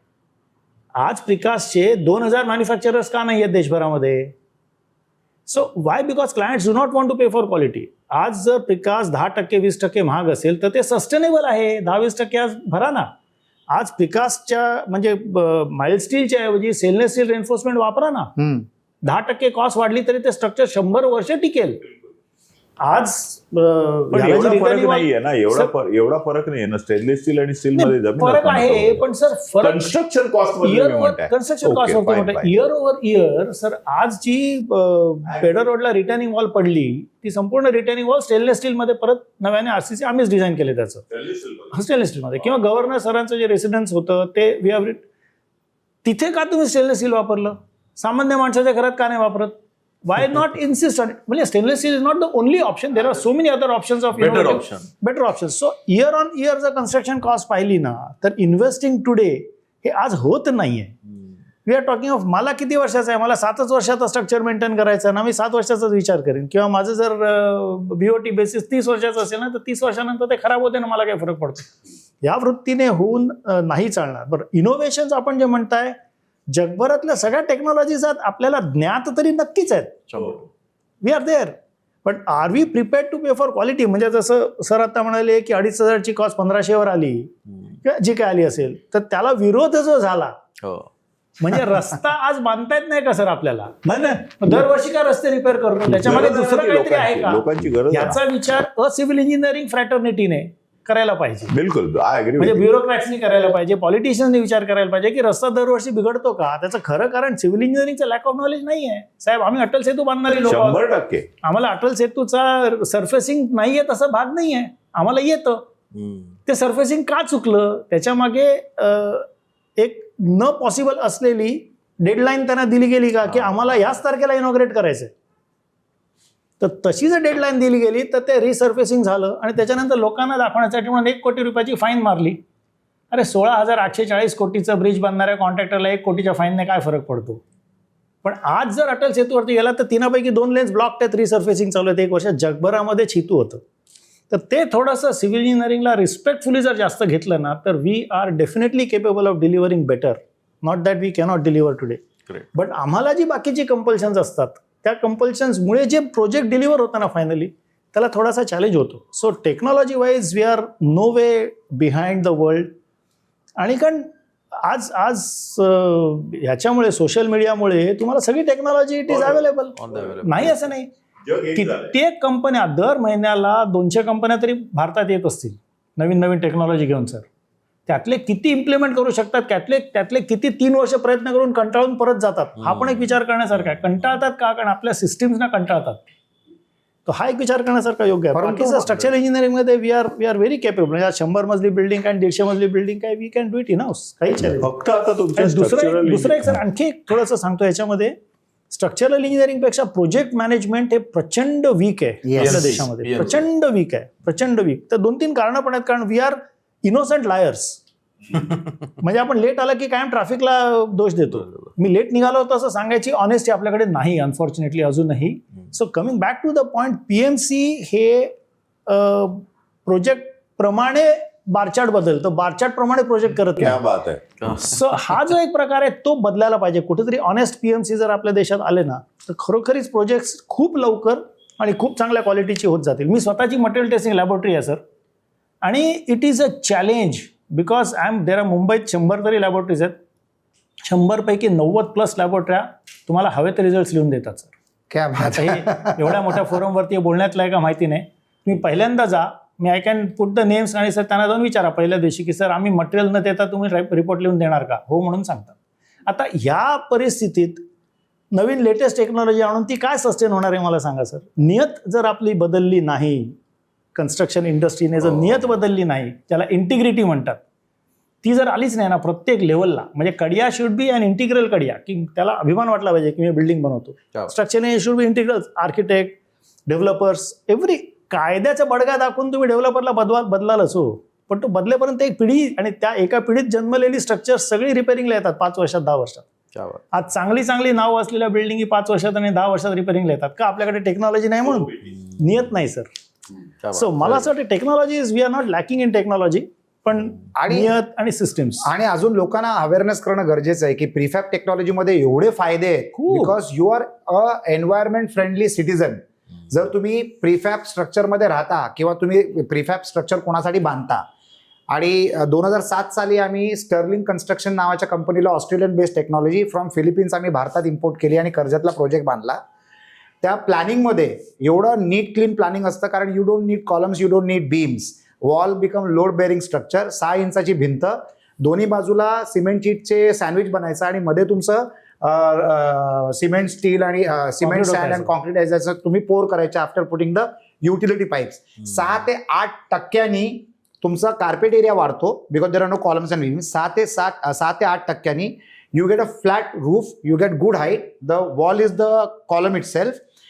त्याच्या व्यतिरिक्त it is so environmental friendly की 2 ते 3 डिग्री टेम्परेचरमध्ये फरक असतो, म्हणजे तुमचा पॉवर कन्झम्पशन वाचतो.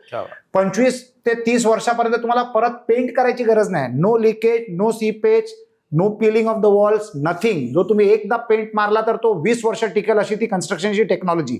लोकांना त्या गोष्टीची जाणीव आत्ता झालेली आहे, आत्ता सुरू झालेलं आहे आणि that's why we are seeing lots of interesting technologies taking place. कधी आपण विचार केलेला की 7 दिवसात स्लॅब टाकू शकतो आपण?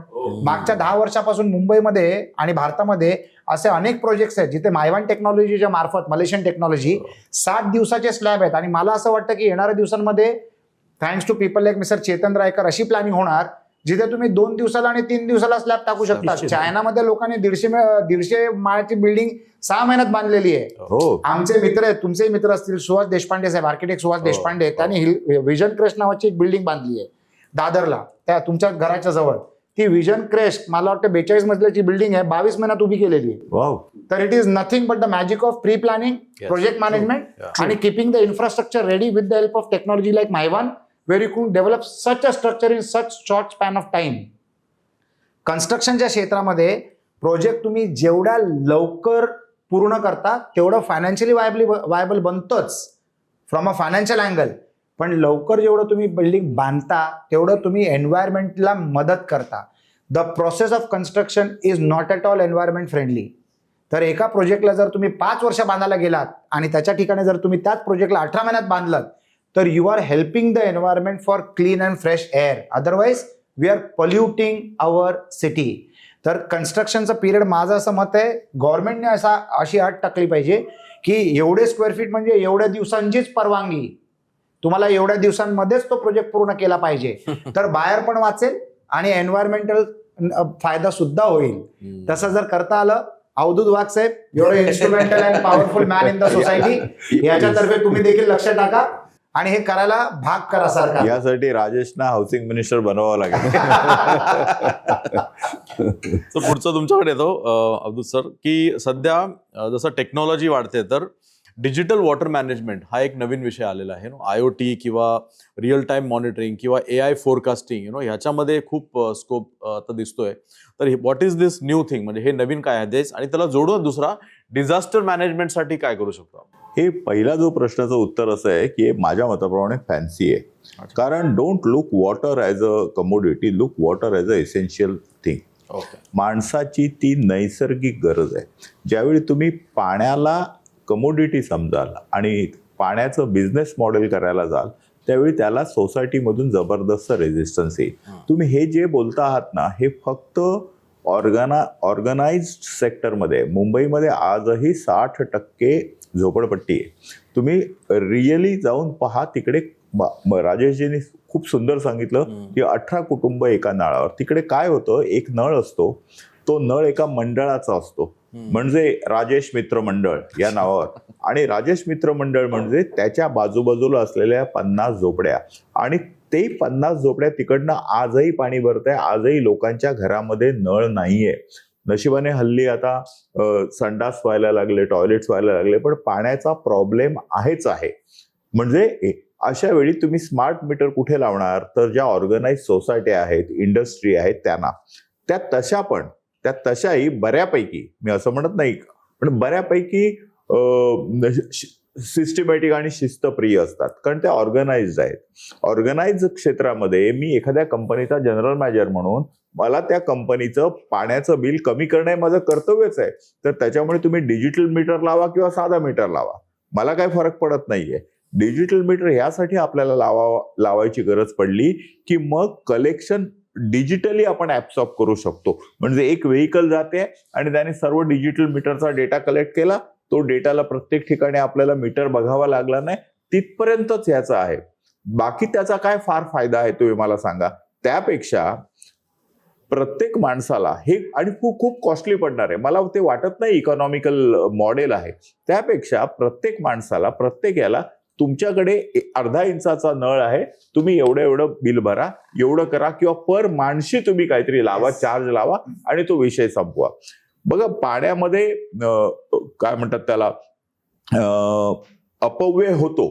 माझ्यासारखा माणूस आहे ना, तर मी तुम्हाला सांगतो की मी एका बादलीमध्ये, शॉवर मी कधी वापरतच नाही, मी एका बादलीमध्येच आंघोळ करतो. मी माझी दाढी ना, ते एक मग आहे ना, त्या मग मध्येच आटोपतो, की मला लहानपणापासून सवय लागली.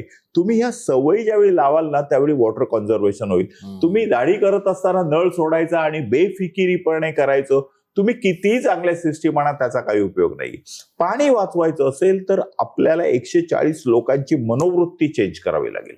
शाळेमध्ये तुम्ही गमभन नाही शिकवलं तरी चालेल, WATR वॉटर हे शिकवा, कारण ते जीवन आहे. ते कसं वाचवायचं, निसर्ग कसा वाचवायचा हे त्या मुलांना शिकलं पाहिजे. आणि त्या लहानपणापासून स्वच्छता, आपण काही चॉकलेट लहान मुलं घेतात, चॉकलेट खातात आणि कागद फेकतात. तो कागद फेकतात तो कोणाला तरी उचलावा लागतो ना. का तुम्ही त्याला कष्ट देताय? तो कागद जर आपण खिशात ठेवला आणि घरी येऊन जर आतमध्ये टाकलं तर जसा फायदा होईल तसं मला वाटतं की डिजिटल मीटर वगैरे वगैरे, स्मार्ट सिटी, हे फंड एक्सपेंड करण्याच्या सगळ्या गोष्टी आहेत. मुंबईमध्ये प्रयत्न केला, नावं घेत नाहीत, फार मोठा घोटाळा झाला, त्याचा कुठे काही नाहीये. तुम्ही ही बँड्रामध्ये स्मार्ट 24/7 वॉटरची स्कीम आणली होती, मुलुंडमध्ये आणली होती, बट्ट्या बोळ झाला त्या दोन्ही स्कीमचा, काही झालं नाही. असं काही होत नाही. मुंबई सारख्या शहर हे कधी शक्य आहे माहितीये का? आपण एक चंदीगड सारखं नवीन शहर तयार करतो आहोत, आपण एक उळवे तयार करतो आहोत. तर टोटल मॅनेजमेंटचा हा जर भाग असेल ना तर ठीक आहे. हे पॅचवर्कने काही होत नाहीये आणि तुम्ही निष्कारण नव्या नव्या फॅन्सी आयडिया आणून फक्त ऑर्गनाइज क्षेत्रातल्या इमानदार लोकांना त्रास देतात, बाकी काही नाही.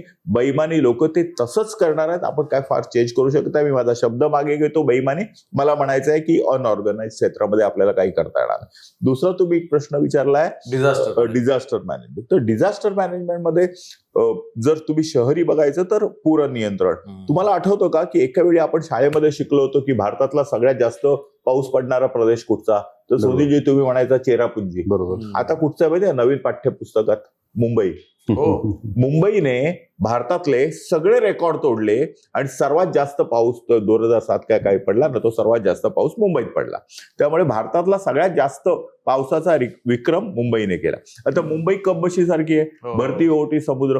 तर इकडे पूर नियंत्रण हे महत्वाचं आहे. डिझास्टर मॅनेजमेंटचा विचार केला तर पूर नियंत्रण म्हणजे जे पाणी लॉग होतं ते. तर आता उंच सखल आहे, कुठे कुठे सबवेज आहेत, कुठे आता तुम्ही नेहमी हिंदमाता सारखा जो विषय आहे तिकडे, तर तिथे ते पाणी ताबडतोब निघणं. म्हणजे जास्तीत जास्त जर ट्रॅफिक बंद पडली, कितीही कोसळो, तर अर्ध्या तासाहून जास्त नाही पडली पाहिजे. शेवटी बघा, प्रचंड वेगाने जर पाऊस पडला म्हणजे आकाशच कोसळलं तर ट्रॅफिक थांबणारच. आपण शून्यासाठी काही करू शकत नाही, आपल्याला काहीतरी लिमिट ठेवावंच लागतं. तर जर अर्ध्या तासाचं ठेवलं तर अशा प्रकारची फ्लड मिटिगेशनची कामं, पाऊस पडला, मिठी नदीला पूर आला, बाजूच्या झोपडपट्ट्या सगळ्या वाहून गेल्या, रूळ वाहून जातात. त्यानंतर जो पाऊस येतो तर त्याच्यामुळे ब्रिजेस वाहून जातात. नशिबाने महाराष्ट्रामधल्या ज्या नद्या आहेत, आपण महाराष्ट्रापुरता विचार केला त्या एवढ्या ब्रह्मपुत्रासारख्या नाहीयेत. ब्रह्मपुत्रा एकदम खट्याळ नदी आहे, खट्याळ नदी आहे. तसं नाहीये. तर इकडे चेक डॅम्स वापरणं, आपल्या कोकणामध्ये आमचे पुष्कळ ओढे आहेत, ते छोटे छोटे कोल्हापुरी टाईपचे बंधारे वापरणं, पाणी साठवणं, पाणी जिथे बंधारा आहे तिथून एखादा कालवा काढून तो शेतापर्यंत नेणं आणि जास्तीत जास्त वरून येणारं पाणी हे पसरणं, हे बाजूला पसरलं पाहिजे. आज काय ते सरळ जाते आणि समुद्रात येते. समुद्रात न जाता जिथे जिथे ते पसरवण्याचं काम आपण करू, ते पण सिस्टमॅटिक मार्गातनं. पसरवणं म्हणजे कुठेही पडलं आणि पूर झाला असं नाही, परंतु त्याच्या बाजूला कालवे काढणं, हे काढणं, हे जर केलं ना तर मला वाटतं की डिझास्टर मॅनेजमेंट, हे बघा, नैसर्गिक संपत्ती तर येणारच आहे. माणसाला निसर्गाच्या विरुद्ध लढण्याची सवयच आहे. जपानमध्ये एवढे भूकंप येतात तरी पण जपान प्रोग्रेसिव्ह आहे. आज सगळीकडे ज्वालामुखी आहेत, लोक थांबतात. अमेरिकेमध्ये वादळ येतात, चक्रीवादळ येतात. अमेरिका जगातला नंबर 1 देश आहे.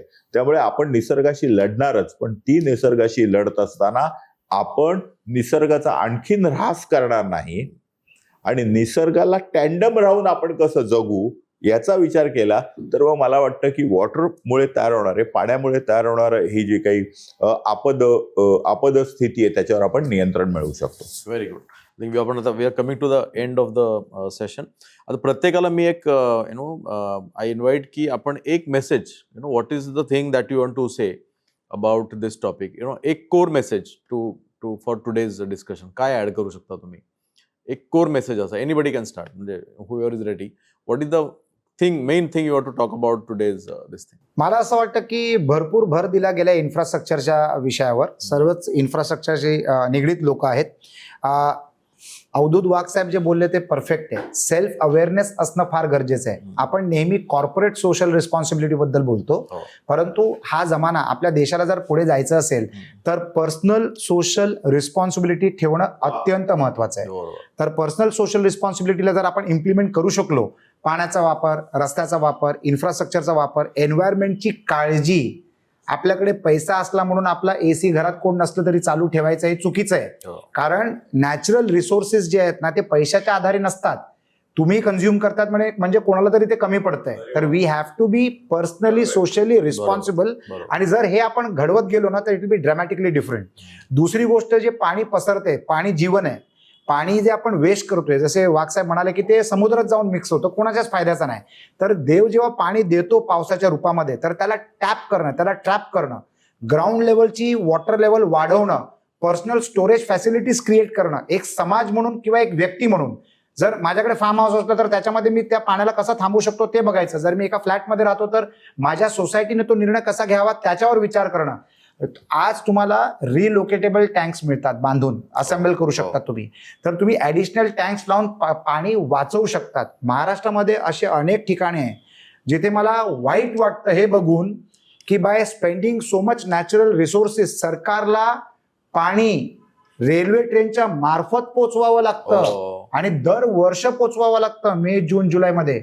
म्हणजे that is waste of natural resources आणि वेस्ट ऑफ एनर्जी. तर त्या लोकांना जर तुम्ही टेम्पररी स्ट्रक्चर्स बांधून दिले किंवा टेम्पररी वॉटर टँक्स बांधून दिले, जे रिलोकेट तुम्ही करू शकता, ज्याला तुम्ही पाहिजे तिथे असेंबल करून घेऊ शकता आणि पाणी थांबवू शकता, तर तुम्हाला या ट्रेनचा खर्च जो तुम्ही दरवर्ष करता ना, तर त्या एका वर्षाच्या ट्रेननी पाणी ट्रान्सपोर्ट केलेल्या बजेटमध्ये तुम्ही कितीतरी गावं बसवू शकतात पाण्याच्या आधारे. तुम्हाला अजून एक आश्चर्य वाटेल, रुरल पॉप्युलेशनमध्ये, India is a land of villages, 65% लोकसंख्या भारत देशाची गावांमध्ये राहतात. India is a land of villages म्हणून म्हटलं जातं. Yes.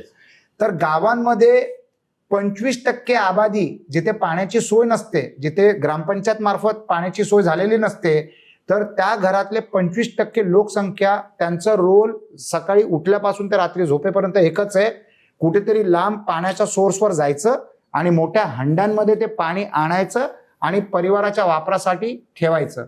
म्हणजे तुम्ही हायजीन बरोबर कॉम्प्रोमाइज करता, कारण पाण्याची कमतरता आहे. आठवड्यातनं एकदा आंघोळ करता तुम्ही, त्याच्यामुळे तुम्हाला आजार होतो, त्याच्यामुळे त्या भागामध्ये पोल्युशन होतं, तुमची लाईफ सायकल कमी होते आणि त्यांना जो अत्याचार होतो फक्त पाण्याच्या अभावामुळे. तर I think we should become conscious citizens. त्यांच्याबद्दल देखील विचार केला पाहिजे. अनेक संस्था हे चांगलं कार्य करतायत, पण त्याचा वेग वाढला पाहिजे आणि पाणी ॲज अ रिसोर्स सगळीपर्यंत कसं पोचू शकतो ते सरकाराबरोबर उद्योजकांनी पण त्याच्यामध्ये रोल प्ले केला पाहिजे आणि सिटिझन्स सुद्धा त्या गोष्टीला कॉन्ट्रीब्यूट करू शकता. आपली लोकसंख्या आपली ताकद आहे आणि जर ही ताकद एकजूट झाली एका विचाराने, ज्याच्यासाठी शिक्षणाची गरज आहे. आणि मला असं वाटतं की अशा टाईपच्या कॉन्व्हर्सेशन्समधनं, अशा टाईपच्या पॉडकास्टमधनं लोकांना जी जागरूकता मिळू शकते, एखाद्या पॉईंटवर जरी जागरूकता झाली तरी आपलं ध्येय पूर्ण झालं या कार्याचं. सगळे लोक लांब लांबून आपला वेळ, महत्वाचा वेळ, ऑल आर सोसायटी लिडर्स, तुम्ही एक लीडर आहात, सुनीलजी एक लीडर आहात, चेतन रायकर साहेब एक लीडर आहेत. जर ही लोक जर एकत्र येतात आणि आपले विचार विमर्श करतायत, लोकांपर्यंत पर्क्युलेट करायचा प्रयत्न करतायत, तर नक्कीच मला असं वाटतं पर्सनल अवेअरनेस होईल. आपण काय करू शकतो, लोकांनी काय करावं तो भाग वेगळा, त्यांनी केलं नाही केलं तो भाग वेगळा, पण आपण काय करू शकतो आणि how can I live my way of living by becoming a valuable citizen to the people around me is the need of the hour. म्हणून मी असं म्हणेन, let us start working towards personal social responsibility where we are self accountable. पोलिसिंगची गरज नकोय, we should be self responsible. That will make us a good citizen for the growth country of Bharat देश, India. Fantastic. I think on that note we should end this discussion. सगळ्यांचे आभार, तुम्ही वेळात वेळ काढून आलात. It was a fantastic discussion. Thank you so much. Thank you, thank you very much.